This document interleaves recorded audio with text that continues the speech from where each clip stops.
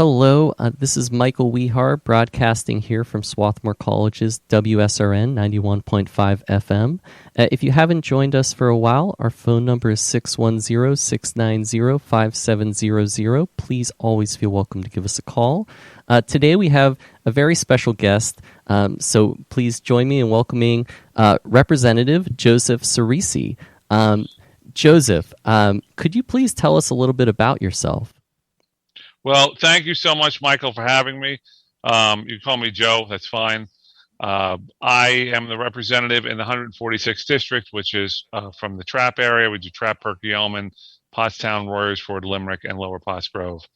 In the new iteration of my district, I will no longer be the rep in Trap and Perkiomen, but it'll expand in Limerick and head up to West Potts Grove. So it gives you a little bit of where we are. I'm 51. I could afford to lose 40 pounds. Grew up on Long Island. We went down to Miami for college, met my wife in Miami. We had our son in Miami.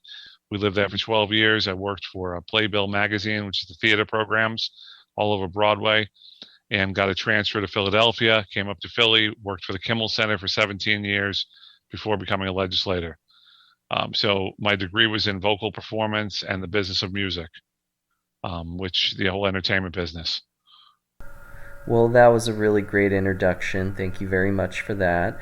So to the next question, how did you first get into politics, and what was it like running for your first election?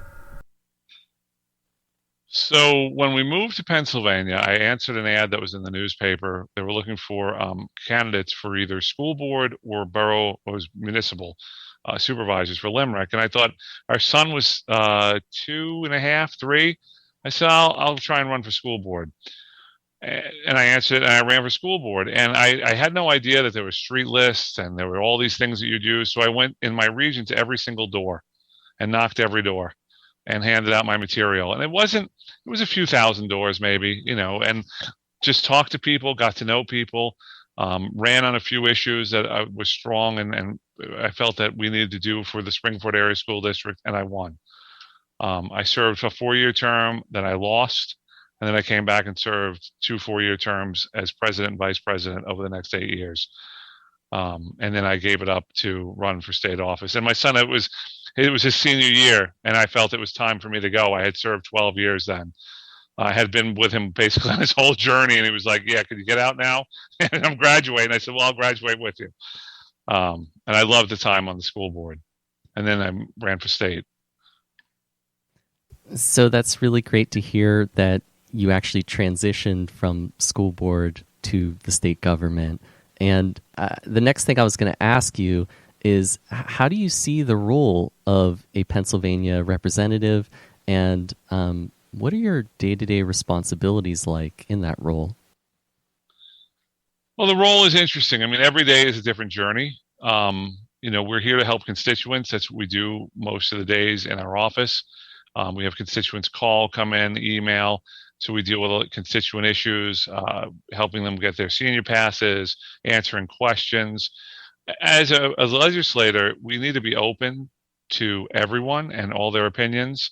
And whether we agree with the opinion or not, we need to at least sit there and listen and find where we can common ground. Because when we don't find common ground, the dissonance that happens, if there's no resolve, we haven't accomplished anything.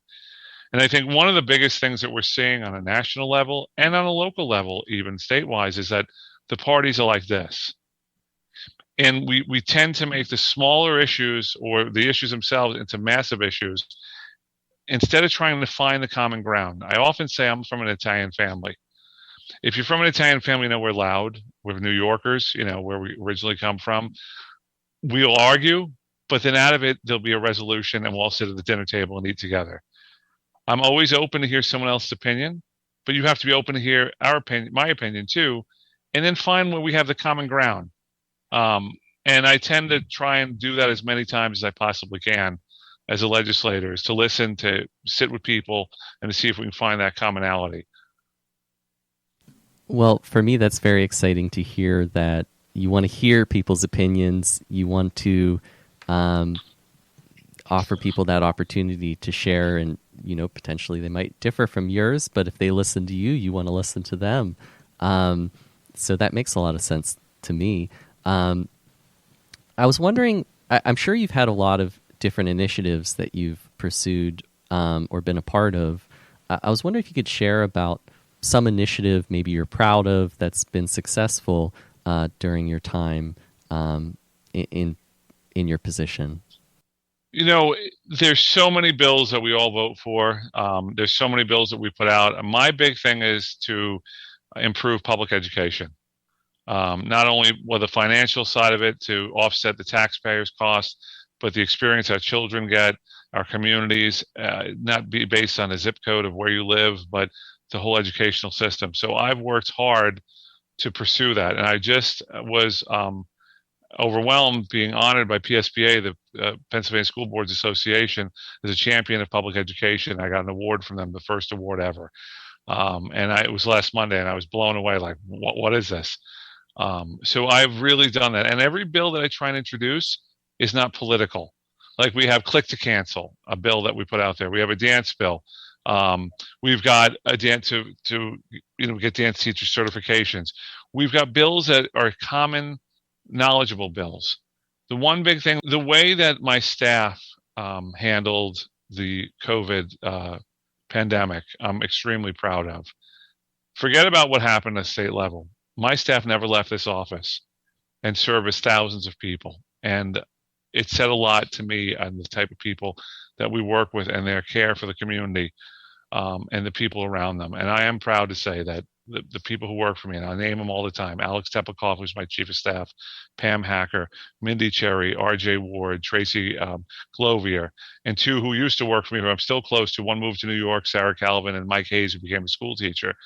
We're committed to our community and committed to make sure everyone had everything that they could possibly do to help them. So from that point, I'm proud and to thank them all. And my chief of staff is standing outside my office looking at me, perplexed with a question, I'm sure. But their commitment that they didn't put themselves first, that they put the community and the people first.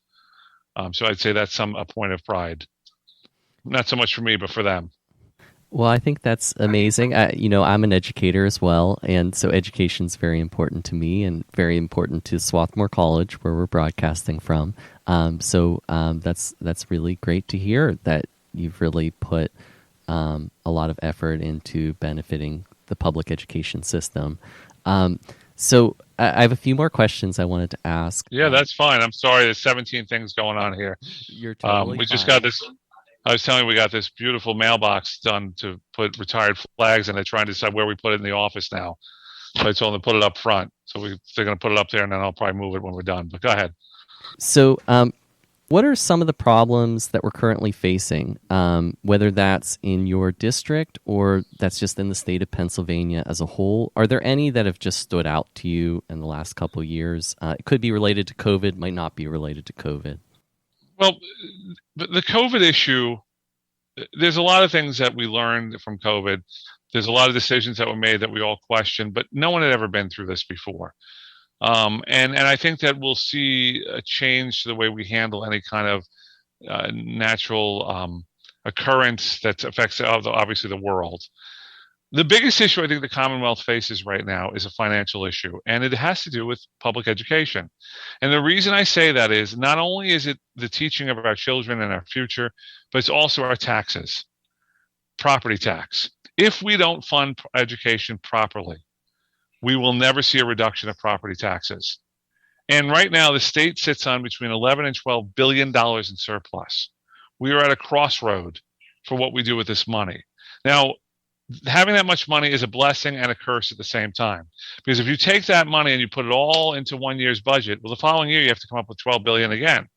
So we have an obligation to look at how do we fix these issues in public education, that we fund these schools, that we give them everything they need. And I represent the fifth most underfunded district in the state, which is the Pottstown School District. They're almost $14 million a year underfunded. So add that up every year, and all you're doing is the taxes are going up. Well, the educational quality, not the quality, but what they can offer is going down because they don't have the money. And now we're at a point where you can't tax anymore because the community can't afford it. So we're hearing this throughout the Commonwealth. We must fix the issue with property taxes. When that's fixed, it allows us to do so many other things. It gives people more disposable income. We have a better school system. Maybe then we can fund our hospitals properly and our nursing staffs and our doctors where we need to. Our roads, as we all know, and you know this driving on the roads, of course, are atrocious. We're a C to a D in our bridges and our infrastructure.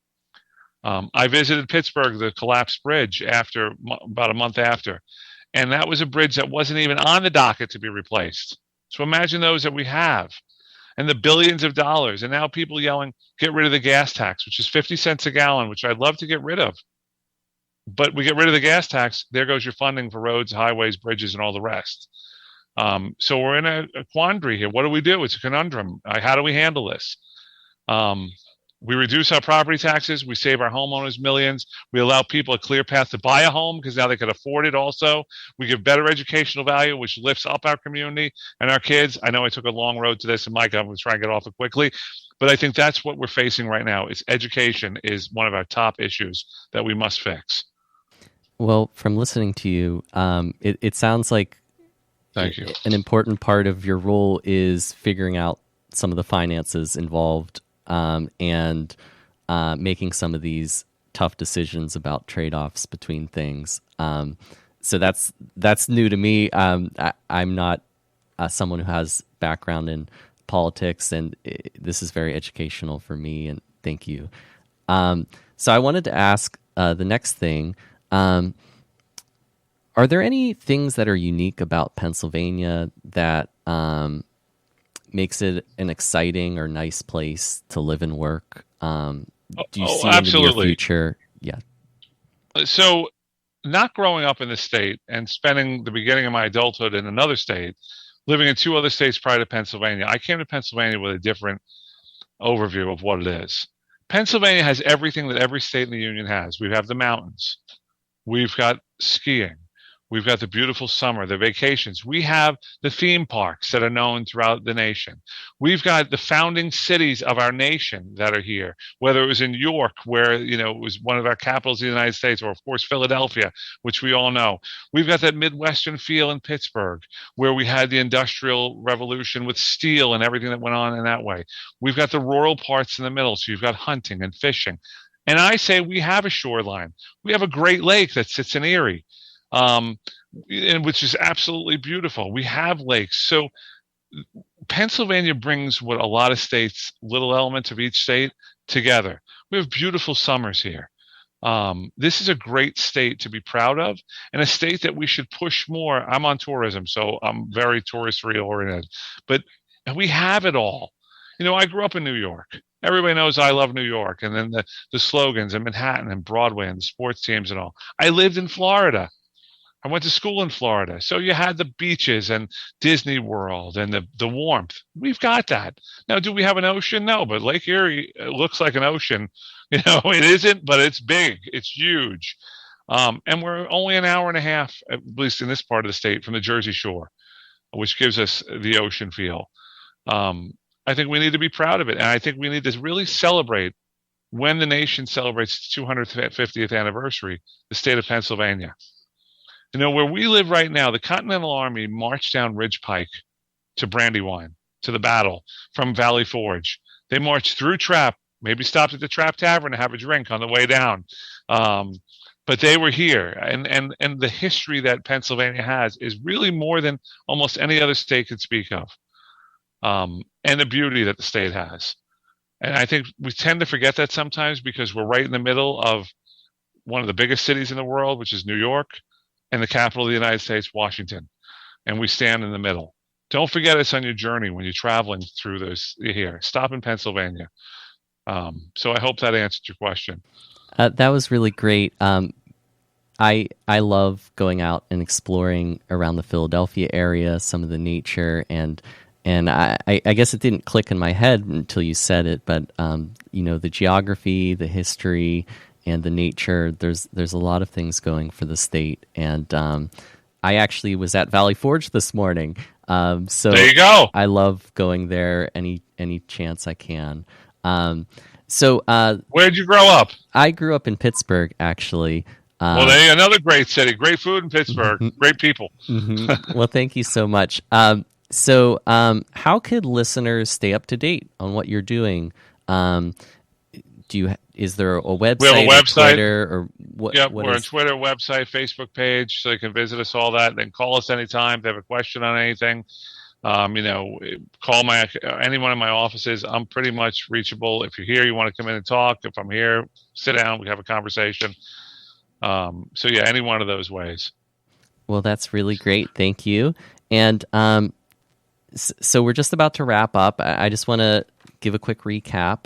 So my name's Michael Wehar, broadcasting here from Swarthmore College's WSRN 91.5 FM. And we're really excited. We have a special guest, Representative Joseph Ciresi. And this has been a really great interview. We're just about to wrap up.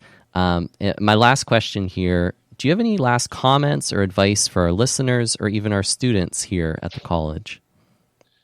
The advice is stay involved. You know, speak to people at a level that you would want to be spoken to.